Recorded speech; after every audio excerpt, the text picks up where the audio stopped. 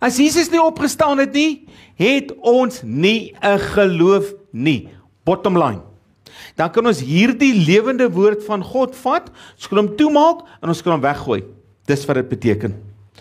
Dis so belangrik Paasnaweek is.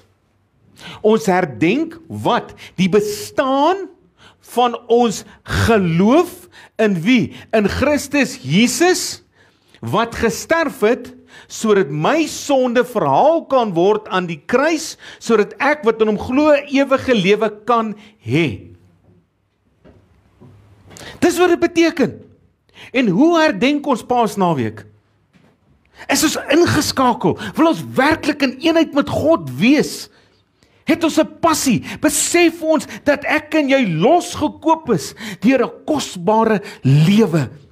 Die lewe van 'n goddelike wat mens geword het. En my kom loskoop het. Besef ek dit? Leef ek dit uit?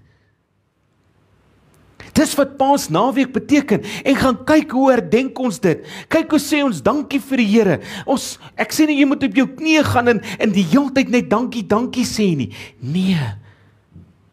Maar ons gesindheid moet reg wees. Ons moet ontvanklik wees. Ons moet weet wat die prys betaal is vir my en jou. Daar het bloed gevloei. 'n Nuwe verbond vir my en jou. Om my ewige lewe saam met God te kan beerwe. Hy sê vers 15.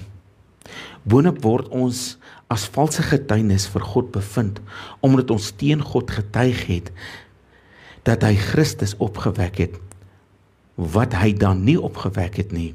As dit so is, dat dooies nie opgewek kan word. Met ander woorde, wat kom Paulus en hy sê, ons sê, Jesus het nie opgestaan uit die dood uit nie.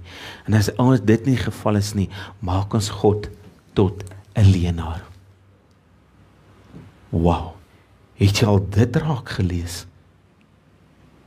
Dat wanneer ek en jy nie glo in die kruisdood en die opstanding van Christus Jesus nie, en is my lewe nie daarvan getuig nie, wat doen ek? Ek maak God tot 'n leenaar. 'n lewende God maak ons tot leenaar.